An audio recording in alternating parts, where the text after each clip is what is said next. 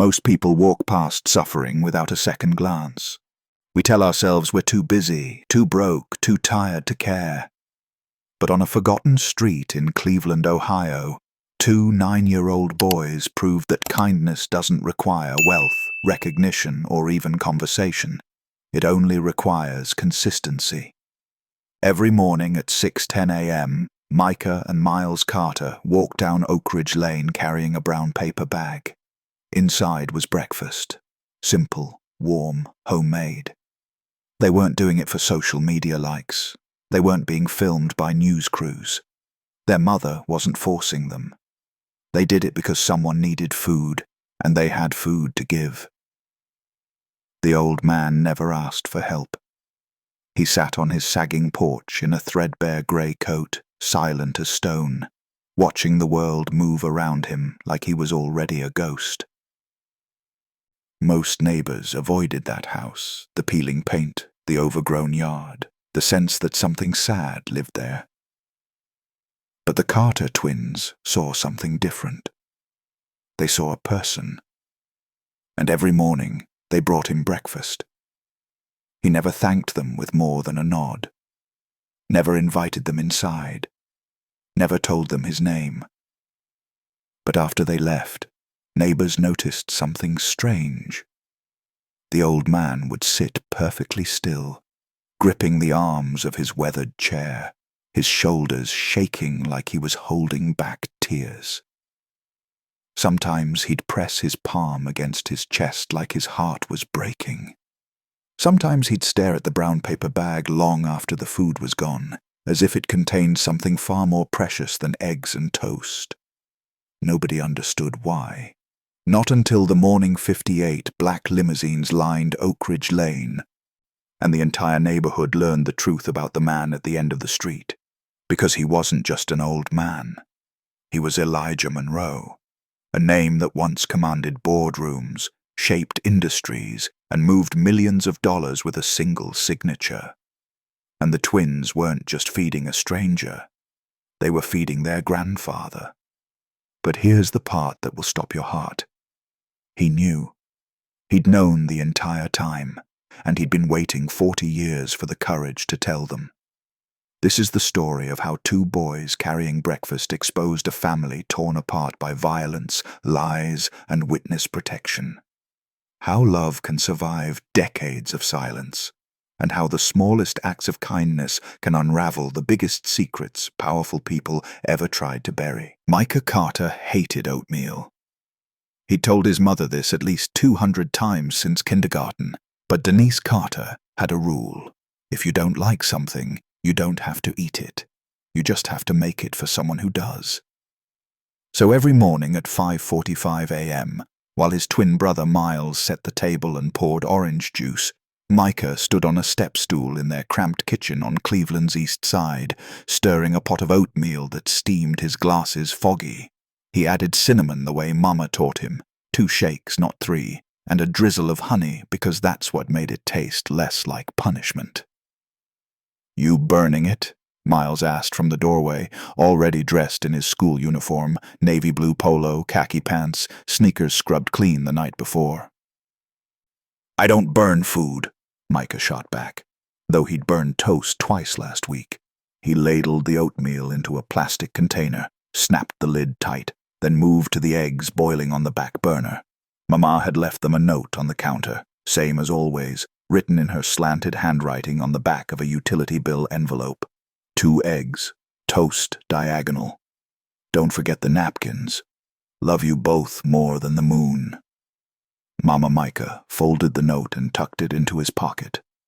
He kept all of them, 43 so far, in a shoebox under his bed. Miles said it was weird, but Micah didn't care. Mama worked the overnight shift at a logistics warehouse near the airport, loading and unloading freight trucks until her back ached and her hands cramped. She left for work at 9 p.m. and didn't get home until after the boys caught the school bus. The notes were how she said good morning when she couldn't be there to say it out loud. "You think he'll talk today?" Miles asked. Micah knew who he meant. They never used a name because they didn't have one to use. Probably not, Micah said. You think he's got family? Don't know. You think he's sad? Micah turned off the burner and looked at his brother. Miles had a way of asking questions that made you feel things you didn't want to feel. Questions that stuck in your chest like splinters. I think, Micah said carefully, that if Mama says we're bringing him breakfast, we're bringing him breakfast. Doesn't matter if he's sad or not. Miles nodded, but his face looked troubled.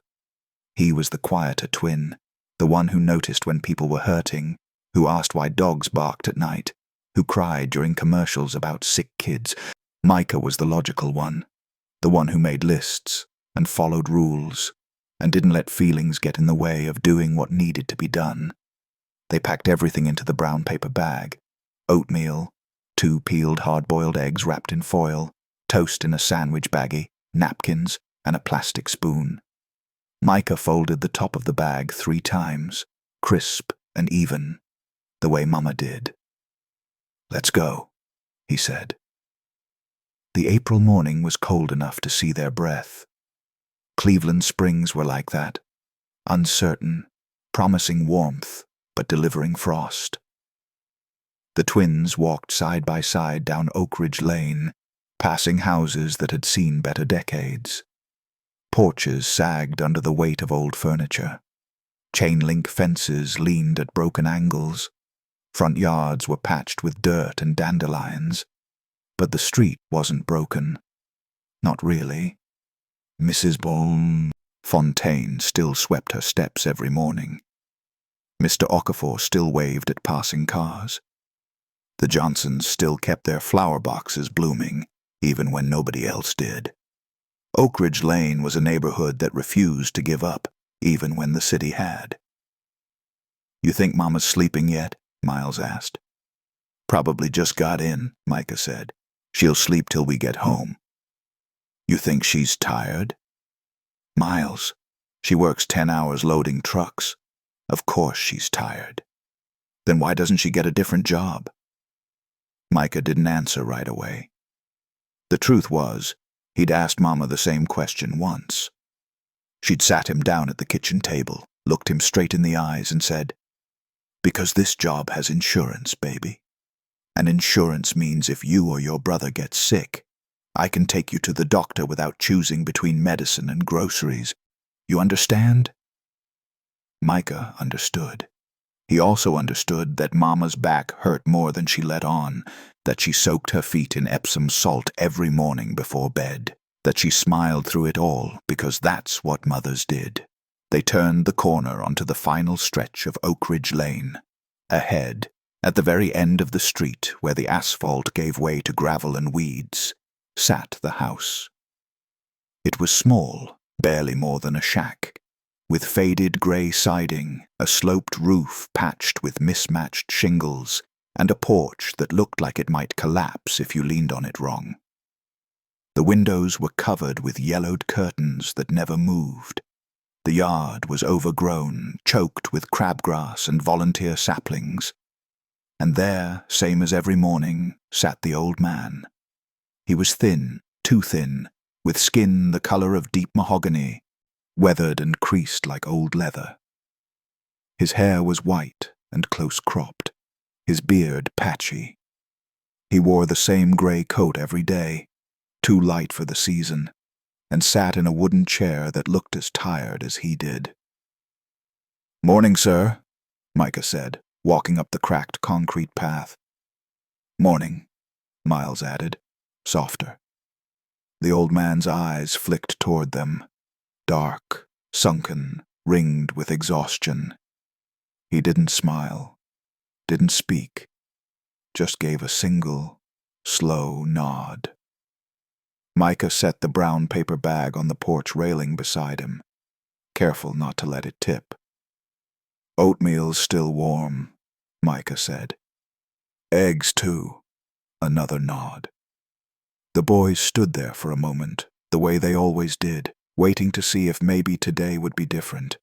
Maybe today he'd say thank you. Maybe today he'd tell them his name. But he didn't.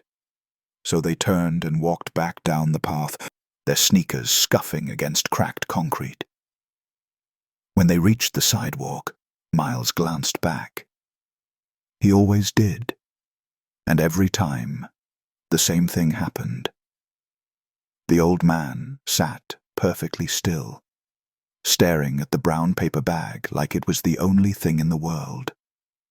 His hands gripped the arms of the chair so tightly his knuckles went pale. His jaw clenched. His chest rose and fell in deep, uneven breaths. And then, just for a second, he pressed his hand to his face. Miles turned forward quickly, his throat tight. "You okay?" Micah asked.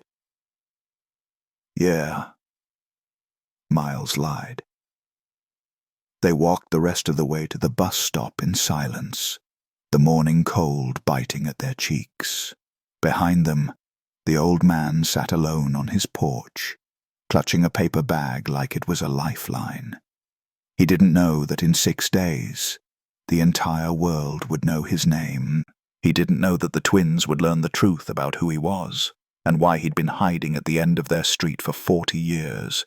He didn't know that love and tragedy were about to collide in ways that would change all of their lives forever. But he knew one thing: that brown paper bag, delivered by 2 boys who owed him nothing, was the only thing keeping him alive. The first time Denise Carter saw the old man, she nearly dropped the laundry basket she was carrying. It was a Saturday morning, 3 months earlier, January, bitter cold, snow piled high along the curbs. She'd been walking back from the laundromat on the corner, hauling a basket of clean clothes for the twins, when she noticed someone sitting on the porch of the abandoned house at the end of Oak Ridge Lane. She stopped mid-step. Nobody had lived in that house for as long as she'd been on the street. 6 years now, ever since she and the boys moved into the duplex with the leaky roof and the furnace that only worked on Tuesdays.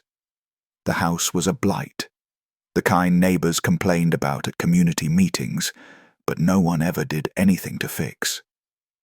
And now someone was sitting there. Denise squinted through the falling snow, adjusting the basket on her hip. The figure was small, hunched, barely visible through the white haze. An old man, she realized, wrapped in a thin coat that did nothing against the wind. She should have kept walking, should have gone home, put the clothes away, started dinner. But something stopped her. Maybe it was the way he sat so still, like he was waiting for something. Maybe it was the memory of her own mother, who'd spent her final years alone in a nursing home in Toledo, too proud to ask for help.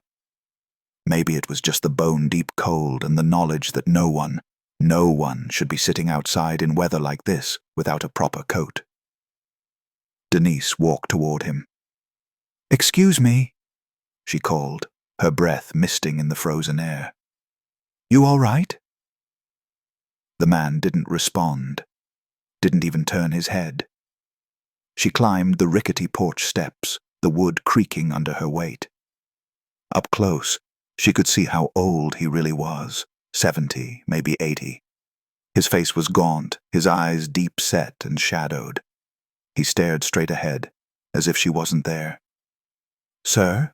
she tried again. "It's freezing out here. You got somewhere to go?" Finally, he looked at her. And for just a moment something flickered in his eyes, surprise, maybe, or recognition. But then it was gone. "I'm fine," he said, his voice rough and low like he hadn't used it in years. "You don't look fine," Denise said bluntly. "You look like you're about to catch pneumonia." "I'm fine," he repeated. Denise studied him, the frayed edges of his coat, the hollowness of his cheeks, the way his hands shook even though he was trying to hide it. She'd seen enough struggling people in her life to recognize one when she was standing in front of him. "You hungry?" she asked. He didn't answer. "I'm going to take that as a yes," Denise said. She adjusted the laundry basket again. I'll bring you something tomorrow. Breakfast. You eat breakfast? The man's jaw tightened. For a moment, she thought he might refuse, but then, barely audible, he said, "Yes." "All right, then." Denise turned to leave, then paused. "What's your name?" The man hesitated. His eyes dropped to his lap, where his trembling hands rested. "Elijah," he said finally. "I'm Denise. I live down the street, blue duplex with the crooked mailbox. I've got 2 boys, 9 years old, twins. They're good kids." Elijah nodded once, but said nothing more. Denise left him there, sitting in the snow, and walked home with her basket of laundry and a knot of worry in her chest. That night, after the boys were asleep, she stood at her kitchen window and stared down the dark street toward the house at the end. She couldn't see it from here. Too far, too many streetlights burned out. But she thought about the old man anyway. What's his story, she wondered. Where's his family? She didn't know. But the next morning, she woke her sons early and taught them how to cook oatmeal. The twins didn't ask why. Mama said they were bringing breakfast to someone who needed it, and that was enough. They didn't need explanations. They didn't need reasons. That's how Denise had raised them, to see a need and meet it without making it a spectacle. But over the weeks and months that followed, the boys began to notice things. Small things. Strange things. The way the old man's hands shook when he took the bag, even though the food wasn't heavy. The way he never looked them in the eyes but always watched them as they walked away. The way he held the paper bag like it was something precious, something breakable. "You think he's got a family?" Miles asked one morning in March, the 2 of them walking back from the house. "Everybody's got a family," Micah said. "Even if they're not around." "Then where are they?" "I don't know, Miles. Maybe they're dead." Miles went quiet. He didn't like thinking about people being dead. It made him feel too sad, like the sadness might swallow him whole. "Or maybe," Micah added, gentler now, "they just don't know where he is." That thought stuck with Miles for the rest of the day. Mrs. Fontaine was the first neighbor to comment. She lived 3 houses down from the twins, in a narrow brick home with a porch swing and ceramic gnomes in the garden. She'd lived on Oak Ridge Lane longer than anyone. 42 years, she liked to remind people, and made it her business to know everyone's business.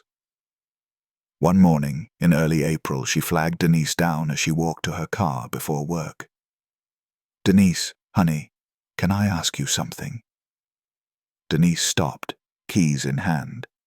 "What's up, Mrs. Fontaine?" "Those boys of yours, they've been taking food to that old man at the end of the street?" Denise nodded. "Every morning." "For how long now?" 3 months, give or take." Mrs. Fontaine leaned in, lowering her voice like she was sharing a secret. "You know who he is? His name's Elijah. That all you know?" Denise frowned. "That's all I need to know. He's hungry. My boys bring him breakfast. That's it." Mrs. Fontaine pursed her lips, clearly unsatisfied. "Well, I think it's strange is all. Man shows up out of nowhere, doesn't talk to nobody. Just sits there all day like a statue. And now your boys are feeding him. Don't you think that's a little odd?" "I think," Denise said carefully, "that minding other people's business is what's odd." Mrs. Fontaine's eyebrows shot up. I'm just saying my boys are learning kindness. If that bothers you, that's your problem, not mine." Denise got in her car and drove away, leaving Mrs. Fontaine standing on the sidewalk with her mouth hanging open. But the truth was, Denise had noticed things too. She'd noticed that the old man never went inside the house, not once, as far as she could tell. He sat on that porch from dawn till dusk, in rain, wind, and cold, like he was keeping vigil over something. She'd noticed that on the rare occasions she drove past in the afternoon, he was always staring down the street, not at anything in particular, just watching. She'd noticed that sometimes, late at night when she came home from her shift at the warehouse, she'd see a faint light inside the house. Not bright, just a flicker, like a candle. And she'd noticed, though she didn't tell anyone, that the old man's eyes followed her boys with an intensity that wasn't casual. It wasn't predatory or dangerous, nothing like that. It was something else. It was longing. Micah noticed it too. He didn't talk about it, not even to Miles, because he didn't have the words for what he was feeling. But every morning, when they handed over the brown paper bag, Micah caught the way the old man's face changed. Just for a second. Just long enough to see the cracks. It was like watching someone trying not to cry. The way his jaw tightened, the way his nostrils flared, the way his eyes went glassy before he blinked and looked away. Micah didn't understand it. Why would someone cry over oatmeal? One morning he decided to ask. "Sir," Micah said, setting the bag down as usual. "Can I ask you something?" The old man looked at him, surprised. It was the first time either of the boys had spoken beyond their usual greeting. You got people?" Micah asked. "Like family?" The old man's expression shifted. Something raw and wounded passing over his face. He opened his mouth, then closed it. Swallowed hard. Finally, in a voice so quiet Micah almost didn't hear it, he said, "I did." "What happened to them?" The old man looked away, down the street, toward the place where the road disappeared into the distance. His hands gripped the arms of his chair. "I lost them," he said. Micah didn't ask any more questions after that. But as he and Miles walked away, he heard something that made his stomach twist.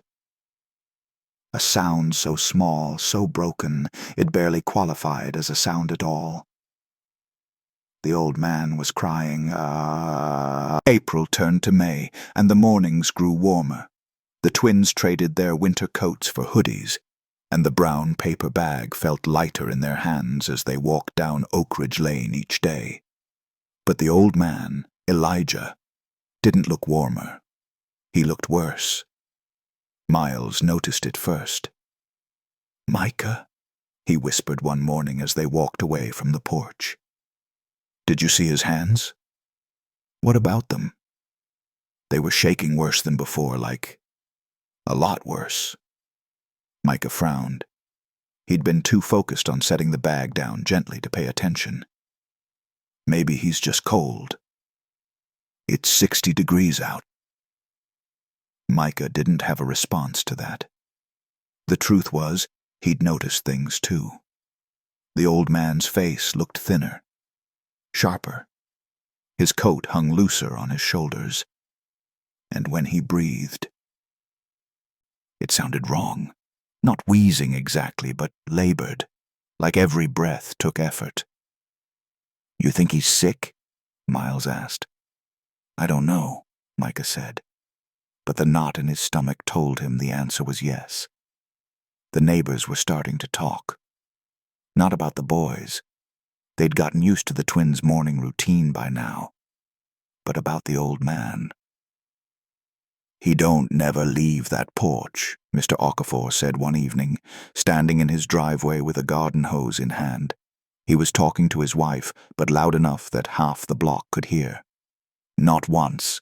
Not to get mail. Not to get groceries. Nothing." "Maybe he gets delivery," his wife suggested. "Ain't no delivery trucks coming down here. I'd see them." "Maybe he don't need much." Mr. Okafor shook his head. "Everybody needs something. That man's living off what them boys bring him. That's it." His wife didn't argue. She'd noticed it too. The way the old man never moved, never stood, never seemed to go inside except when darkness fell. It was unnatural, unsettling. Mrs. Fontaine, meanwhile, was conducting her own investigation. She asked the mailman if anyone received mail at that address. He checked his log and said no. She asked the meter reader if the utilities were on. He said they were, but barely, minimal usage, like someone was conserving every kilowatt. She even walked past the house herself one afternoon, pretending to be out for a stroll, and peered through the gaps in the curtains. She saw almost nothing. Just an empty front room with a single chair and a table, no TV, no pictures on the walls, no signs of life. "It's like a ghost lives there," she told her sister on the phone that night. "And those poor boys keep feeding him like he's their responsibility. It ain't right." But deep down, Mrs. Fontaine wasn't worried about the old man being a danger. She was worried he was dying. Denise saw it too. She didn't say anything to the boys, didn't want to scare them. But she'd started watching more closely, and what she saw troubled her. The old man's breathing was worse. She could hear it from the sidewalk now, that harsh, rattling sound that meant something inside wasn't working right. His hands shook constantly, even when they were resting in his lap. And his eyes. God, his eyes. They'd gone hollow, sunken, like he was looking at the world from somewhere far away. One morning, Denise broke her own rule. She walked down to the house with the boys, something she hadn't done before. "Stay here," she told the twins when they reached the end of the street. She climbed the porch steps alone, the wood groaning under her weight. Elijah looked up at her, startled. "You sick?" Denise asked, no preamble. He didn't answer. "I'm serious," she pressed. "You need a doctor?" "No." "You need medicine?" "No." "You need—" "I don't need anything," Elijah said, his voice hoarse and firm. "I appreciate what your boys do, but I don't need anything else." Denise stared at him, frustrated. She wanted to argue, wanted to drag him to the ER herself. But something in his eyes stopped her, a finality, a resignation that told her he'd already made his peace with whatever was coming. "You got family?" she asked, softer now. "Someone we can call?" Elijah's face crumpled just for a second, then he pulled it back together, locking his jaw, straightening his spine. "No," he said. "No family." Denise didn't believe him, but she didn't push. "All right," she said quietly, "but if that changes, you let me know." She walked back to the twins, who were waiting with worried faces. "Is he okay, Mama?" Miles asked. "I don't know, baby," Denise admitted. "But we're going to keep bringing him breakfast. Understand?" The boys nodded, and for the next 2 weeks, they did exactly that. But Elijah's condition worsened. By mid-May, he could barely lift the paper bag. Micah started setting it directly in his lap instead of on the railing. Elijah's hands trembled so violently that he struggled to open the containers. One morning, he dropped the plastic spoon. It clattered onto the porch, and Elijah stared at it like it was the saddest thing he'd ever seen. Miles picked it up without a word and handed it back. "Thank you," Elijah whispered. It was the first time he'd ever said thank you out loud. Miles smiled, even though his eyes were damp. "You're welcome, sir." The night of May 18th, Denise got a phone call. She was at work, halfway through her shift, when her supervisor pulled her aside. "You got a call. Line 2. Says it's urgent." Denise's heart dropped. Urgent calls at work were never good news. She grabbed the phone, her hands shaking. "Hello? Mrs. Carter?" The voice was male, professional, clipped. "This is Detective Raymond Morris with the Cleveland Police Department." Denise's breath caught. "Is it my boys? Are they okay?" "Your boys are fine, ma'am. This is about someone else. A man named Elijah Monroe. We understand your sons have been in contact with him. Elijah? Denise's mind spun. What about him? What happened? We need to ask you some questions. Can you come down to the station tomorrow morning? Questions about what? There was a pause. Then carefully the detective said, about who he is and why he's been living on your street. Denise felt her stomach drop. Who is he? She asked. Another pause. That, Detective Morris said, is what we're trying to figure out. The first limousine arrived at 5:47 a.m. Micah and Miles were in the kitchen, going through their morning routine, boiling eggs, toasting bread, stirring oatmeal, when they heard the engine, deep, smooth, expensive. That's not the bus, Miles said, glancing toward the window. Micah ignored him, focused on folding the top of the brown paper bag. But then Miles gasped, Micah, come look. Micah sighed and walked to the window. Then he stopped breathing. A black limousine sat idling in front of their duplex, long, gleaming, the kind of car you saw in movies, not on Oak Ridge Lane. What the? Micah whispered. Then another one pulled up behind it, then another, then another. The boys stood frozen at the window, watching as limousines lined the street, one after another, sleek and silent, like a funeral procession. Drivers in black suits stepped out, speaking into earpieces, scanning the neighborhood with sharp, calculating eyes. Micah, Miles whispered. What's happening? Micah didn't answer. He couldn't. By the time the sun crested the horizon, 58 limousines lined Oak Ridge Lane. Not cars. Limousines. 58 of them. The street erupted. Neighbors stumbled out of their houses in bathrobes and slippers, gaping at the scene. Mrs. Fontaine stood on her porch with her hand over her mouth. Mr. Okafor shouted something in Igbo, then switched to English. What in God's name? Police cars appeared at both ends of the street, lights flashing. Officers began setting up barricades, redirecting traffic, waving off confused drivers who'd taken a wrong turn into what looked like a presidential motorcade. News vans screeched to a halt at the corner. Reporters spilled out with cameras and microphones, barking questions at anyone who would listen. Do you know what's happening? Who lives on this street? Is this a federal investigation? No one had answers. The twins stood on their front porch, still holding the brown paper bag, staring down the street in stunned silence. Mama! Miles shouted, his voice breaking. Mama, something's wrong! Denise came running from inside, her eyes wide. She'd just gotten home from her shift and hadn't even taken off her work boots. She stopped short when she saw the limousines, her face draining of color. Jesus, she breathed. Mama, what's happening? Micah asked. I don't... Denise shook her head. I don't know. But she had a sinking feeling, a terrible, creeping suspicion that had been growing since the detective's phone call the night before.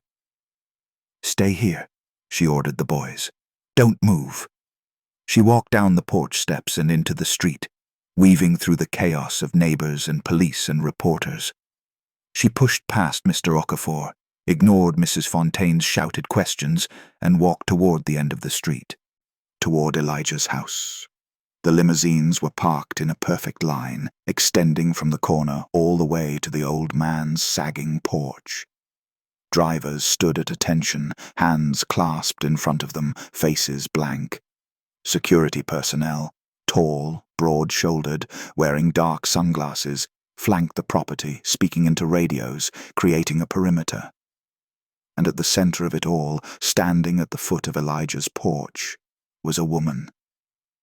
She was maybe 50, black, elegant, dressed in a tailored charcoal suit that probably cost more than Denise's car. Her hair was pulled back in a sleek bun. Her eyes were hidden behind designer sunglasses, and when she turned toward Denise, her expression was unreadable. You must be Denise Carter, the woman said. Her voice was smooth, controlled, precise. Denise stopped walking. "How do you know my name?" The woman didn't answer directly. Instead, she glanced toward the house where Elijah sat in his usual chair, looking smaller and frailer than ever. "We've been looking for him for a very long time," the woman said quietly. "And your sons led us to him." "I don't understand," Denise said, her voice shaking. "Who are you?" The woman removed her sunglasses. Her eyes were red-rimmed, like she'd been crying but refused to let it show. "My name is Dr. Vanessa Monroe," she said, "and that man on the porch is my father." The world tilted. Denise felt her knees go weak. She grabbed the fence post beside her, steadying herself. Your father?" she repeated. Vanessa nodded. "He disappeared 40 years ago. We thought he was dead. For 40 years, we thought he was dead." 40 years? Denise's mind spun. Why? Why would he? "That's a long story," Vanessa said. Her voice cracked, just slightly. "One I'm still trying to understand." She turned back toward the porch, where Elijah sat motionless, staring at the line of limousines like he was seeing ghosts. "But what I do know," Vanessa continued, "is that your sons have been keeping him alive, every morning, for months. They didn't know who he was, didn't know what they were doing, but they saved him anyway." Denise's throat tightened. She looked back toward her duplex, where Micah and Miles stood frozen on the porch, still clutching the brown paper bag. "They're good boys," Denise whispered. "They're more than good," Vanessa said. Her voice broke fully now, tears spilling down her cheeks. "They're the reason I got to see my father again, before he dies." The street fell silent. Even the reporters stopped shouting, even the neighbors stopped gawking, because everyone somehow understood what was happening. This wasn't a raid. This wasn't an investigation. This was a reunion. Vanessa walked up the porch steps, her heels clicking softly against the wood. She stopped in front of Elijah, who sat perfectly still, his face wet with tears. "Daddy," she whispered. Elijah closed his eyes. His shoulders shook. His hands gripped the arms of the chair so tightly his knuckles went white. "I'm sorry," he said, his voice breaking. "I'm so sorry." Vanessa dropped to her knees in front of him, taking his trembling hands in hers. "I know," she said. "I know." And then she leaned forward and wrapped her arms around him, holding him like she'd wanted to for 40 years. Micah and Miles watched from the end of the street, the brown paper bag forgotten between them. They didn't understand what was happening. Didn't understand why the old man was crying. Didn't understand why all these people were here. But they understood one thing. Something impossible had just happened. Something that felt like a miracle. And somehow, without meaning to, they'd been part of it. Miles looked down at the paper bag in his hands, then back up at the old man, no, at Elijah, being held by his daughter. "Micah," he whispered, Did we do that?" Micah didn't answer. He didn't need to, because the answer was written all over Elijah's face, in the way he clung to his daughter like he'd been drowning for 40 years, and she was the only thing pulling him back to shore. Yes, they did that. The story broke within the hour. By 8 a.m., news helicopters circled Oak Ridge Lane. By 9 a.m., the story was trending nationally. By noon, the entire country knew the name Elijah Monroe. Not because of what he'd done, but because of what he'd survived, and because 2 9-year-old boys had found him when no one else could. Inside the house, the small, sagging house that Elijah had hidden in for 2 years, Vanessa sat across from her father at a rickety kitchen table. The room was sparse. One chair, one table, a hot plate, a mini fridge. No photos, no decorations, nothing that suggested anyone actually lived here. It looked like a cell. Vanessa's hands shook as she set a folder on the table between them. "Tell me," she said quietly. "Tell me why." Elijah stared at the folder. He knew what was inside. 40 years of searching, 40 years of questions, 40 years of thinking. He was dead. "You won't understand," he said. "Try me." Elijah closed his eyes. When he opened them again, they were filled with something Vanessa hadn't seen in decades. Fear. "I was being hunted," he said. "And if they found me, they'd find you. They'd find your mother, your brothers, everyone I loved." Vanessa's jaw tightened. "Who, Dad? Who was hunting you?" Elijah didn't answer right away. Instead, he reached into his coat pocket and pulled out something small and worn. A photograph, creased and faded, of a younger version of himself, standing beside a beautiful woman and 3 children. Vanessa gasped. "Is that your mother?" Elijah whispered. "You, Marcus, Terence." Before everything fell apart. Vanessa took the photo with trembling hands. She hadn't seen this picture in 40 years. Hadn't seen her mother's face, unlined and smiling, in longer than she could remember. "What happened, Daddy?" she asked, her voice breaking. "What did you do?"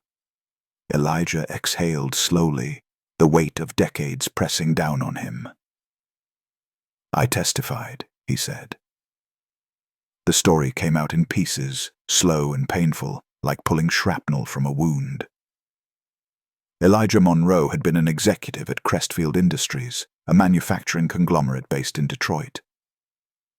In the early 1980s, the company was booming, contracts with the automotive industry, government deals, international partnerships. Elijah had been the vice president of operations, overseeing supply chains and production facilities across the Midwest. He was good at his job. Too good.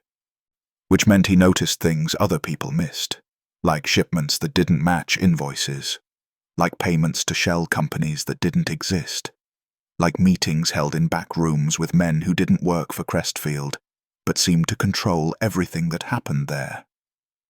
Elijah had stumbled onto something massive. A network of corruption that stretched from corporate boardrooms to union halls to organized crime. Crestfield wasn't just manufacturing car parts. It was laundering money, facilitating bribes, providing cover for operations that had nothing to do with business and everything to do with power. And when Elijah tried to report it, he was told to keep his mouth shut. "They offered me money," Elijah said, his voice hollow. "A lot of money. Enough to set my family up for life. All I had to do was pretend I didn't see anything." "But you didn't take it," Vanessa said. "No." Elijah's hands clenched. "I went to the FBI." The federal investigation was massive. Wiretaps, undercover agents, months of building a case, and at the center of it all was Elijah, the whistleblower whose testimony would bring down executives, union bosses, and mob enforcers. The trial was set for June 1985. Elijah never made it to the courthouse. 3 days before he was supposed to testify, men showed up at his house in the middle of the night. They didn't knock. They broke down the door. Elijah heard his wife scream, heard his children crying, heard footsteps pounding up the stairs. He'd prepared for this. The FBI had warned him, so he did the only thing he could. He ran out the back door, through the yard, into the woods behind the subdivision.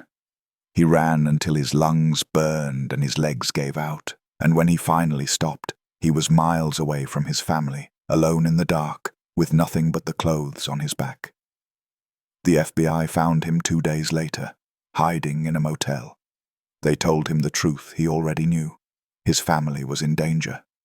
The people he was testifying against wouldn't stop until he was silenced. And if they couldn't get to him, they'd go after his wife, his kids. So the FBI made a deal. Witness protection, new identity, new life. But there was a catch. "They told me I had to disappear," Elijah said, his voice breaking. "Completely. No contact, no letters, no phone calls. If I reached out, if I gave them any way to trace me, I'd put you all at risk." Vanessa's face crumpled. "So you just left? I didn't have a choice. You always have a choice, Dad. Not when the alternative is your children getting killed." Silence. Heavy. Suffocating. Vanessa pressed her hands to her face, shoulders shaking. Elijah sat across from her, tears streaming down his weathered cheeks.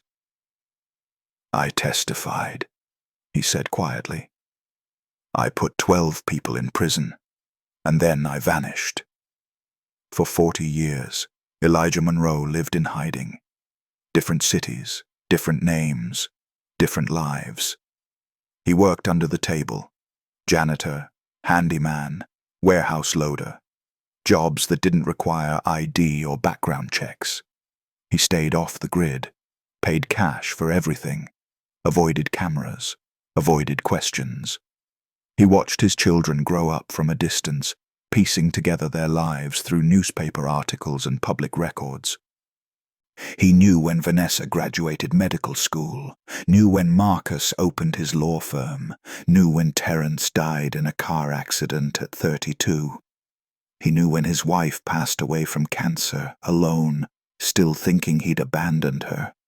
And he carried that guilt like a stone in his chest every day for 40 years. 2 years ago, Elijah said, I got sick. Doctor told me I had 6 months. Maybe less. Vanessa's breath hitched. That's when I decided to come back, Elijah continued. I didn't care anymore if they found me. I was dying anyway. I wanted to be close. Even if you didn't know I was there. I wanted to see where you lived, wanted to walk the same streets. So you came to Cleveland, Vanessa whispered. I knew you practiced here. I found your clinic. I walked past it once. Saw your name on the door. His voice broke. Dr. Hoare. Vanessa Monroe. I stood there and cried. Why didn't you come inside? Because I didn't deserve to. Dad, I abandoned you, Vanessa. I left you and your brothers and your mother. I know why I did it. I know it was the right choice, but that doesn't make it hurt less. Vanessa reached across the table and grabbed his hands. You didn't abandon us, she said fiercely. You protected us, and you're here now. That's what matters. Elijah shook his head. It's too late. It's not, Vanessa insisted. You're here, I'm here, and those boys... Her voice caught. Those boys have been keeping you alive. Do you understand that? They didn't know who you were. They didn't know what you'd done. They just saw someone who needed help, and they helped. Elijah looked toward the window, where the twins stood on the sidewalk with their mother, watching the chaos unfold. I owe them everything, he whispered. Later that afternoon, Vanessa held a press conference. She stood on the lawn outside Elijah's house, surrounded by reporters and cameras and the entire neighborhood. Her voice was steady, but her eyes were red. My father, Elijah Monroe, disappeared 40 years ago, she began. For most of my life I believed he was dead. I mourned him, I resented him. I tried to understand why he would leave us. She paused, her throat working. Today, I learned the truth. My father didn't leave. He sacrificed. He gave up everything, his name, his family, his life, to protect us, and for 40 years he lived in hiding, alone, believing he didn't deserve to come home. The reporters shouted questions, but Vanessa held up a hand. "I'm not here to talk about the past," she said. "I'm here to talk about 2 boys, Micah and Miles Carter, 9 years old. Every morning for 3 months, they brought my father breakfast. They didn't know who he was. They didn't know what he'd been through. They just knew he needed help." Her voice broke. "Those boys gave me my father back," she said, "and I will spend the rest of my life trying to repay that kindness." The street erupted in applause. Micah and Miles, standing with their mother at the back of the crowd, didn't know what to do. They felt small, overwhelmed, confused. But when Vanessa turned and looked directly at them, smiling through her tears, they understood. They'd done something that mattered, something bigger than breakfast, something that changed lives. That night, after the reporters left and the limousines finally pulled away, Denise Carter sat at her kitchen table with a cup of coffee she wasn't drinking. Her hands were shaking. The twins were asleep upstairs, exhausted from the chaos of the day. The house was quiet, too quiet. Denise stared at the cold coffee, her mind spinning, because when Vanessa Monroe had told her father's story about witness protection, about disappearing, about giving up everything to protect his family, something inside Denise had cracked open, a memory she'd buried so deep she'd almost convinced herself it wasn't real. She stood abruptly, walked to her bedroom and opened the closet. At the back, behind a stack of shoeboxes and old winter coats, was a metal lockbox. She hadn't opened it in 6 years. Her hands trembled as she entered the combination. Inside were documents, old yellowed, some creased from being folded and unfolded too many times. Birth certificates, social security cards, and at the bottom a single photograph of a woman who looked like Denise, but wasn't. Not exactly. The name on the birth certificate read, Denise Harper. But that wasn't her real name. Her real name, her birth name, was something she hadn't spoken aloud in over a decade. Danielle Ellis. Denise sat on the edge of her bed, the photograph in her hands, and let herself remember. She'd grown up in Detroit, same city as Elijah, though she didn't know that until today. Different neighborhood, different circumstances, but the same world of corruption, violence, and people who'd do anything to keep their secrets buried. Her father had been a transit worker, union man, good, honest man who loved his family and believed in doing the right thing, which is why they killed him. Denise was 16 when it happened. Her father had witnessed something he shouldn't have. Union bosses taking bribes, embezzling pension funds, working with mob enforcers to silence anyone who asked questions. He'd tried to report it, tried to do the right thing. They shot him in the parking lot of his job, made it look like a robbery. But Denise knew better. After the funeral, federal agents showed up at her mother's door. They explained what her father had been involved in, not as a criminal, but as a witness. They explained that the people who killed him were still out there, that Denise and her mother were in danger. They offered witness protection. Her mother refused. "We didn't do anything wrong," she'd said. "Why should we have to disappear?" But Denise had seen the fear in her mother's eyes. She'd seen the way she flinched at every car door slamming, every unexpected knock. So when Denise turned 18, she made a choice. She entered the program alone. New name, new identity, new life. She left Detroit, left her mother, left every friend and memory she'd ever had and moved to Cleveland. She worked low-wage jobs, kept her head down, built a life out of nothing, and then she met a man, fell in love, got pregnant, twins. She thought maybe she could have a normal life, a family, a future. But the man left when the boys were 2 years old, and Denise was alone again. She never told anyone the truth, never explained why she didn't have baby photos of herself, why she never talked about her childhood. why she flinched when people asked too many questions. She just kept moving forward, one day at a time, raising her boys the best way she knew how, teaching them kindness, teaching them resilience, teaching them that even when the world takes everything from you, you still find ways to give. The next morning, Denise walked down to Elijah's house. The street was quiet now. No limousines, no reporters, no chaos. Just Oak Ridge Lane, back to its usual self.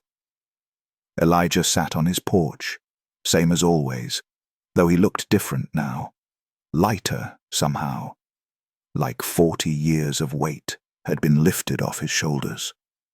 Denise climbed the steps and sat in the chair beside him. "You did the right thing," she said quietly. Elijah looked at her, surprised. "Testifying," Denise continued. "Protecting your family. Running. It was the right thing." "Doesn't feel like it," Elijah said. "I know." Denise's voice was soft. But it was. They sat in silence for a moment, two people who'd lost everything and somehow found a way to keep going. "My real name is Danielle," Denise said suddenly. Elijah turned toward her, confused. "I'm in the program too," she explained. "Have been for 16 years. Not for the same reasons as you, but similar." Understanding dawned on Elijah's face. "Your boys," he said. "Do they know?" "No." Denise shook her head. "And they can't. Not yet. Not until they're older. Until it's safe." "Will it ever be safe?" "I don't know." Elijah nodded slowly. "That's the hardest part. Not knowing." "Yeah," Denise agreed. "It is." They sat together, two survivors, watching the morning sun rise over a street that had seen too much pain and somehow still found reasons to hope. "Thank you," Elijah said finally. "For your boys. For breakfast. For giving me a reason to stay alive." Denise smiled, though her eyes were damp. "They're good kids." "They're more than good," Elijah said. "They're proof that kindness still exists, even in a world like this." Denise didn't argue. Because he was right. Dr. Vanessa Monroe sat in the sterile waiting room of Cleveland Clinic's oncology wing, her hands folded tightly in her lap. Across from her, Marcus, her older brother, paced back and forth, his expensive shoes clicking against the tile floor. He was a lawyer, partner at a prestigious firm in Chicago, and he moved through the world with the kind of confidence that came from winning cases and commanding courtrooms. But right now, he looked terrified. "How long?" Marcus asked for the third time. "They said an hour," Vanessa replied, though she didn't look up from her hands. "An hour to tell us what we already know. We don't know anything yet." "Vanessa." Marcus stopped pacing and looked at her. "He's dying. You saw him. He can barely breathe. He's lost 30 pounds. We don't need a doctor to tell us that." Vanessa's jaw tightened. "I need the details, Marcus. I need to know how much time we have. I need to know what we're working with." "Why? So you can fix it?" "So I can help him." Marcus sat down heavily in the chair beside her. He rubbed his face with both hands, exhaustion etched into every line.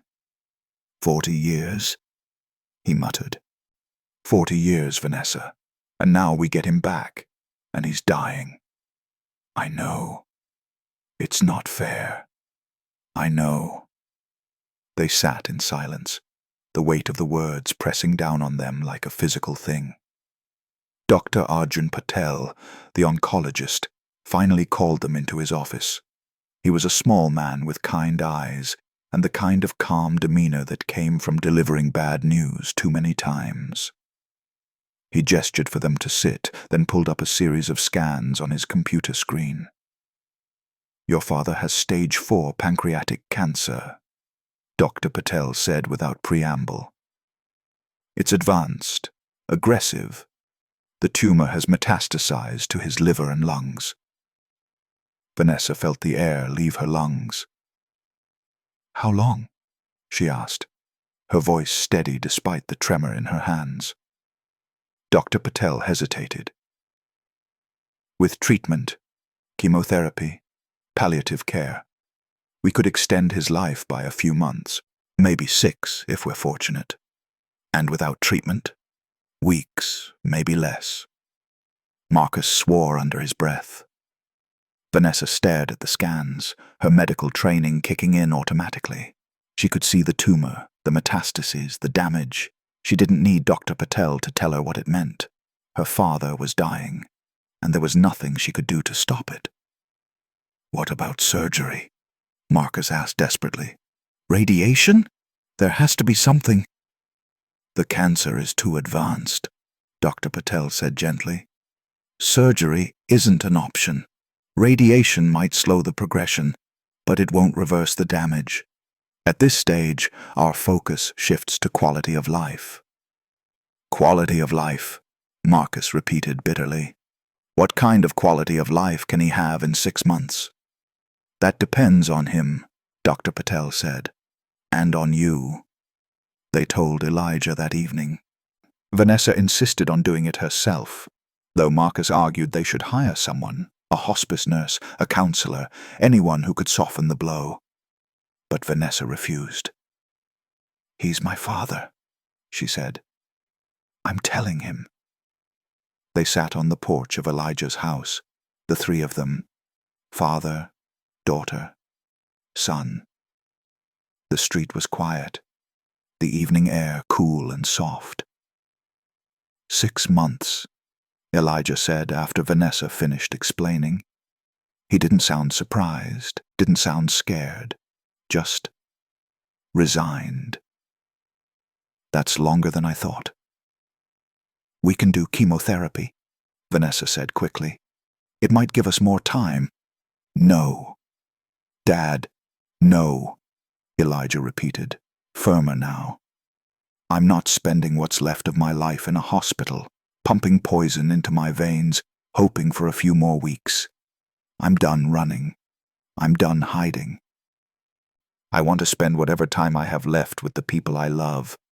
Marcus leaned forward, elbows on his knees. "What do you need, Dad? Tell us. Anything." Elijah looked at them, really looked at them, and for the first time in 40 years, he smiled. "I need to meet my grandchildren," he said. The reunion happened 3 days later. Vanessa's children, 2 teenage daughters, bright and beautiful, flew in from Boston. Marcus's son, a college freshman, drove down from Ann Arbor. They gathered on Oak Ridge Lane, strangers bound by blood, trying to figure out how to love a man they'd never met. Elijah sat in his chair on the porch, wrapped in a blanket despite the warm weather, and watched them approach. His granddaughters were shy at first, standing a few feet away, unsure what to say. But then the younger one, 14, with her mother's eyes, stepped forward. "Hi, Grandpa," she said softly. Elijah's face crumpled. He reached out a trembling hand, and she took it. "Hi, baby," he whispered. And just like that, the dam broke. His grandchildren surrounded him, hugging him, crying, asking questions, filling the air with noise and life and love. Elijah held them as tightly as his frail body allowed, tears streaming down his face. "I'm sorry," he kept saying. "I'm so sorry I wasn't there." "You're here now," his older granddaughter said fiercely. "That's what matters." But even in the midst of joy, reality loomed. Elijah's health was deteriorating rapidly. Some days, he could barely get out of bed. Other days he sat on the porch, struggling to breathe, his skin gray and clammy.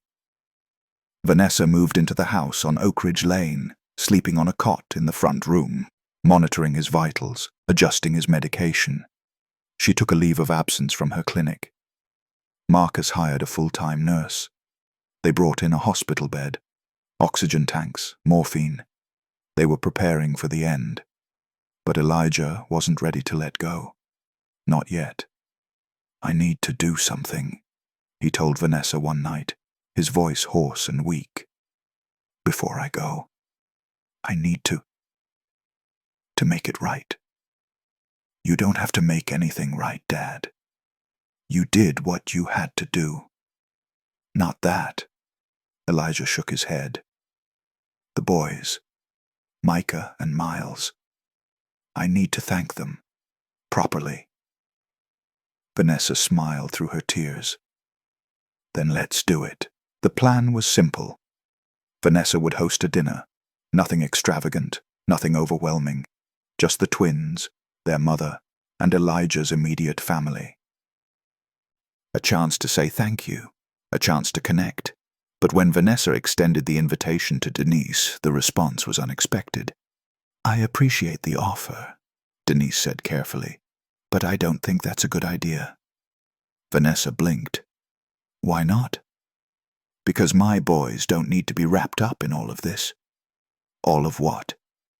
"The money, the attention, the spectacle." Denise's voice was firm but not unkind. "They brought your father breakfast because it was the right thing to do, not because they wanted something in return." "I'm not offering them something in return," Vanessa said, surprised. "I just want to thank them." "And you can, but not like this."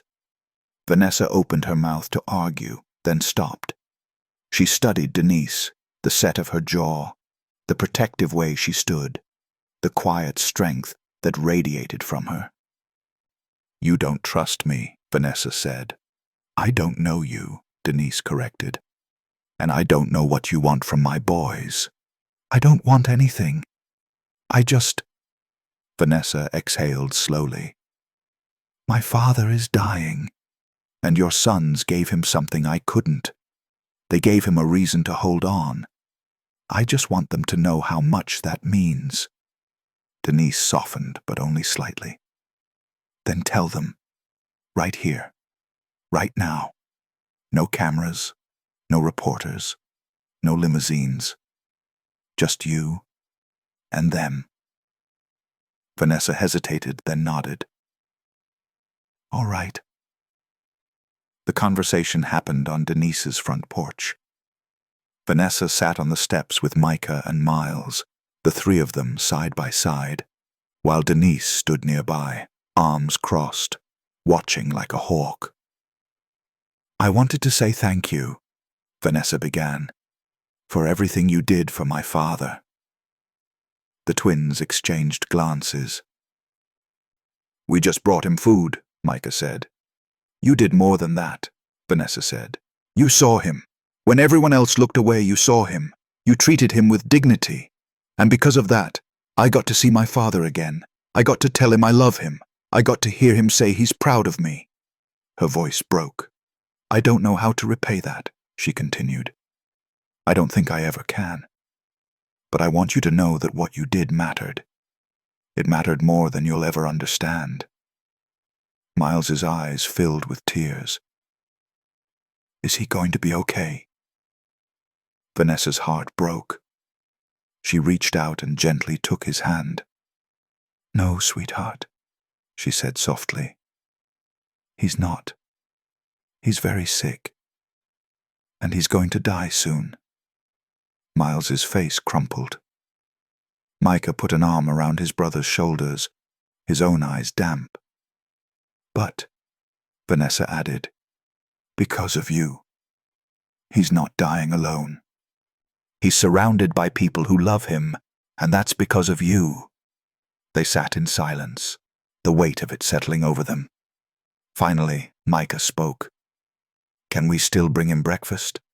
Vanessa smiled through her tears. "He would love that." But not everyone in the Monroe family agreed with Vanessa's approach. Marcus, in particular, was frustrated. "You're letting her control the narrative," he argued one night, pacing Elijah's small living room. "We should be doing more, setting up a fund for the boys, paying for their education, buying them a house for God's sake." "They don't want that," Vanessa said. "How do you know?"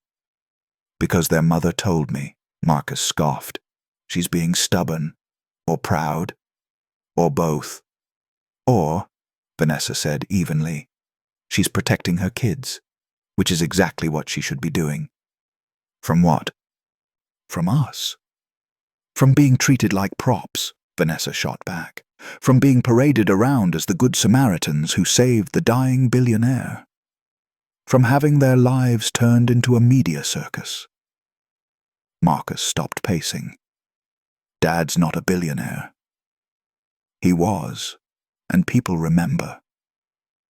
It was true. In the days since the story broke, journalists had dug up Elijah's past, his career, his testimony, the empire he'd helped build before it all came crashing down. Some outlets painted him as a hero. Others questioned his motives. A few even suggested he'd been complicit in the crimes he'd exposed. The truth, as always, was more complicated. But the narrative had already taken on a life of its own, and Denise was determined to keep her boys out of it. The tension came to a head when Marcus showed up at Denise's door unannounced. He stood on her porch in a $3,000 suit, holding an envelope. "Can I help you?" Denise asked, not inviting him inside. "I wanted to give you this," Marcus said, holding out the envelope. Denise didn't take it. "What is it?" "A check. For your boys. For their college fund." Denise's jaw tightened. "I didn't ask for money." "I know. But you should take it anyway." "Why?" "Because my father wants to do something for them, and this is how we do things in our family." "Well, it's not how we do things in mine." Marcus blinked, clearly taken aback. "You're refusing help?" "I'm refusing to let my boys be bought," Denise said flatly.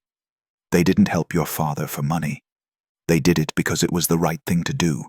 And the second I take that check, it stops being about kindness and starts being about debt.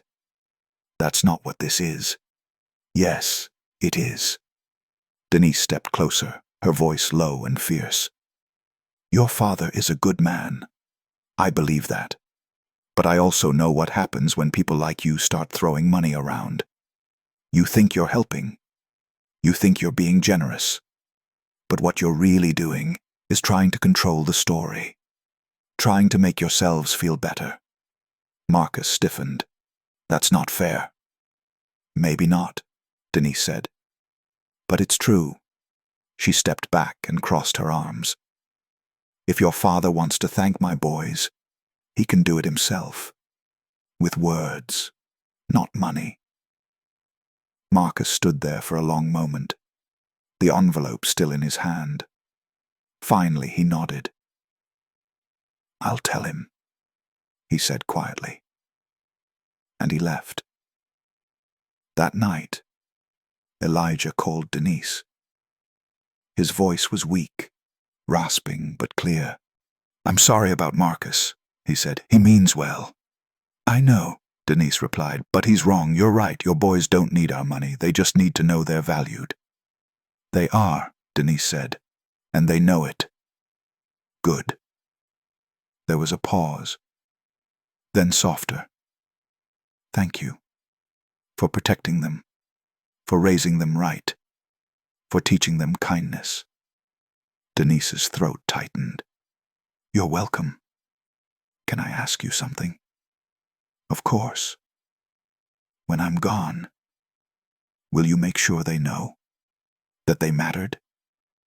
"They already know," Denise said. "But yes, I'll make sure." "Thank you," Elijah whispered. And then very quietly he added, "You're a good mother." Denise closed her eyes, tears slipping down her cheeks. "So were you," she said. "A good father, even when you couldn't be there." Elijah didn't respond. But she heard him crying on the other end of the line, and she let him. Elijah Monroe died on June 12th, surrounded by his children and grandchildren in the small house at the end of Oak Ridge Lane. It was a quiet death, peaceful as much as death can be. Vanessa held his hand. Marcus sat at the foot of the bed. The grandchildren stood nearby, crying softly. And on the nightstand, wrapped carefully in plastic, was a brown paper bag. Inside were oatmeal, 2 boiled eggs, and toast cut diagonally. Breakfast, the last one Micah and Miles had brought him. The funeral was held at a church in downtown Cleveland, large enough to hold the hundreds of people who wanted to pay their respects: politicians, business leaders, former colleagues, journalists. But the front row was reserved for family: Vanessa, Marcus, the grandchildren, and Denise Carter sitting with her sons, because Elijah had made it clear in his final days that the twins were family too. "They saved me," he'd told Vanessa. "Make sure they know that." So Vanessa did. During her eulogy, she spoke about her father's courage, his sacrifice, his 40 years of silence. But she also spoke about 2 boys who didn't know they were heroes. "My father spent 4 decades hiding," Vanessa said, her voice echoing through the church. "He gave up everything to protect the people he loved, and in the end, it was love that brought him back. Not ours, not the love of his family, but the love of 2 9-year-old boys who saw a stranger and decided he was worth feeding." She paused, tears streaming down her face. "Micah and Miles Carter didn't just bring my father breakfast," she continued. "They brought him hope. They brought him dignity. They brought him a reason to believe that kindness still exists in this world. And because of them, I got to tell my father goodbye." The church was silent. And then, slowly, people began to stand. One by one, row by row, until the entire congregation was on its feet, applauding. Not for Elijah. For the twins. Micah and Miles sat frozen in their seats, overwhelmed and confused. Denise put an arm around each of them, pulling them close. "You did good, babies," she whispered. "You did so good." After the funeral, Vanessa pulled Denise aside. "I know you don't want money," she said, "and I respect that, but there's something else I'd like to do." Denise raised an eyebrow. "What?" "A scholarship," Vanessa said. "In my father's name, for kids in Cleveland who demonstrate kindness and community service. No application, no essays, just recognition for doing the right thing." Denise considered this. "And you want Micah and Miles to be the first recipients?" "No," Vanessa said. "I want them to help choose the recipients every year, so they understand that what they did wasn't just one act of kindness. It was the beginning of something bigger." Denise smiled. "I think they'd like that." "Good," Vanessa said, "because I think my father would too." Months passed. Summer turned to fall. Fall turned to winter. Oak Ridge Lane returned to normal, or as normal as it could be after everything that had happened. The house at the end of the street was sold. A young family moved in, painted the siding, fixed the porch, planted flowers in the yard. The twins started 4th grade. Denise got a promotion at work, better hours, better pay, benefits that meant she didn't have to choose between medicine and groceries. And every morning, the Carter family still woke early. But instead of walking to the end of the street, they walked to a new place, a community center 3 blocks away, where they volunteered in the kitchen, serving breakfast to people experiencing homelessness. It wasn't the same, but it was good, and it was right. Because Micah and Miles had learned something that most people never learn. Kindness isn't about recognition or reward or even results. It's about showing up every day, even when no one's watching, especially when no one's watching. One Saturday morning, a year after Elijah's death, Vanessa showed up at the community center. She found the twins in the kitchen, wearing aprons, ladling oatmeal into bowls. "Room for one more?" she asked. Micah and Miles looked up, surprised. Then they smiled. "Always," Miles said. Vanessa tied on an apron and joined them, working side by side, serving breakfast to strangers who needed it. It wasn't glamorous, it wasn't newsworthy, but it was exactly what Elijah would have wanted. Because in the end, the greatest legacy isn't money or fame or power, it's teaching people how to love. And that morning, in a cramped kitchen on Cleveland's east side, 3 people who'd been brought together by tragedy chose to honor a man they loved the only way that mattered, by feeding someone who was hungry, by seeing someone who felt invisible, by showing up every morning with breakfast. The end.